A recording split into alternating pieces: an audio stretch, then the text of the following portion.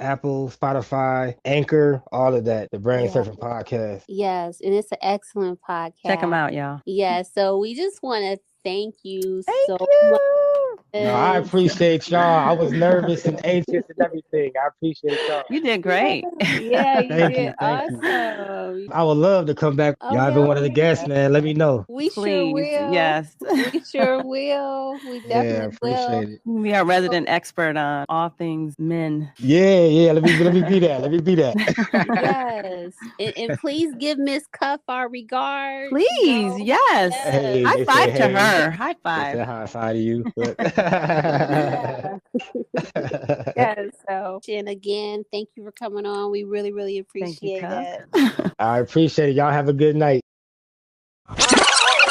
So the interesting thing about the episode on threesomes that surprised me was that there was a theme of respectability throughout the entire episode and conducting these threesomes and foursomes. I don't know what I thought, but I really wasn't expecting there to be or such a big part of it, because he kept saying things like, out of respect for my girl. Right, right. Were you expecting that? No, I was expecting more, I guess, description of kind of his savvy for getting women in bed and getting more than one woman in bed. I guess that's what I was expecting him to describe, the process of getting women in to agree to this. And really, it wasn't, like you said, it wasn't really about that. I mean, he did talk a bit about how he got how he did the first experience with somebody that he was dating. And then it did pivot into a discussion about his respect for her. Yeah, and her feeling, and how he didn't, want to do anything to offend her, or to also, though, to mess up the opportunity for future. To do it again. To do it again, so I get that too. But I don't know what I thought, but I did not think that there were so many moving parts. I didn't either. I guess that's why I was so curious, because I'm like, how does this work? And I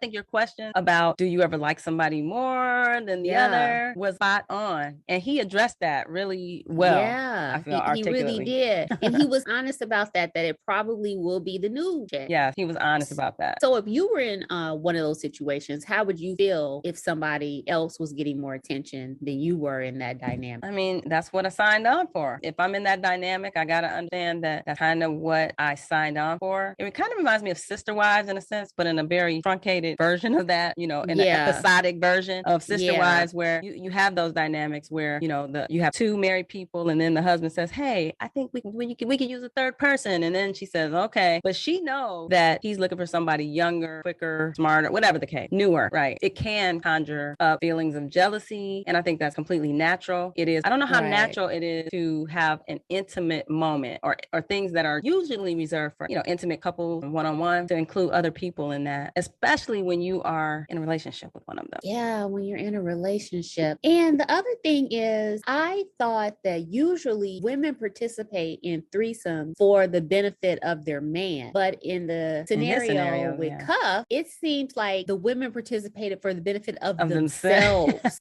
All the way. Yes. All the way. Mm-hmm.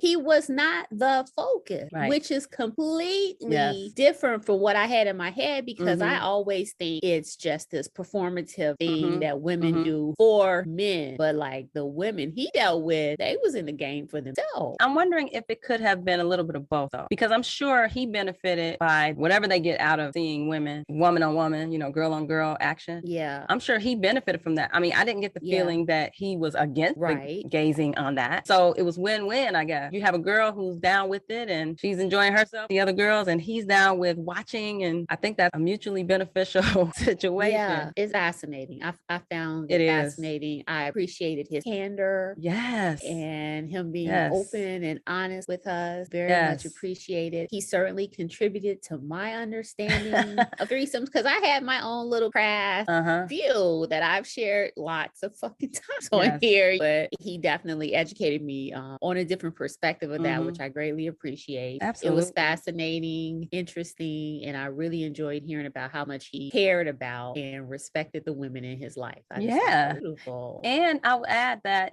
there may be men out there, maybe most men, there's some, gratuitous factor within this dynamic. But he talking to him really underscores the nuances and complexities of human nature, because he's a bright guy. He's bright. Absolutely.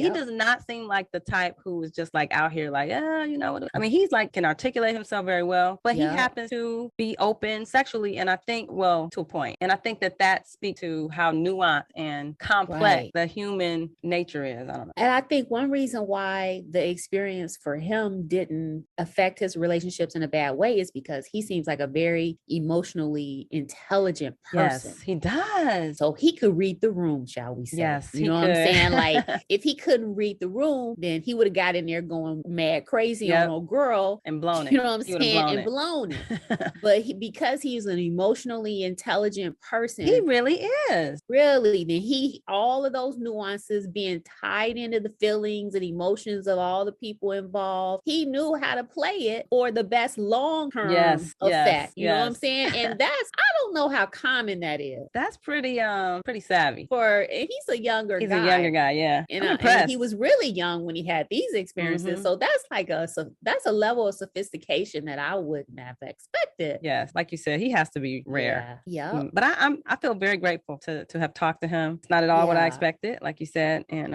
he was honest about the novelty. So it was really good. So I hope you guys got as much out of the interview as we did, but it was fun times, and it's just one of the exciting things that we're going to have during this month of February, where we're going to be looking at all different aspects of love. Amore. Yes. Wish I could tongue roll. Yeah. So we're gonna. You're the one who knows Spanish. I don't even see. Yeah, so February, we're just going to be looking at lots of different angles of love and relationship. And this has been the first installment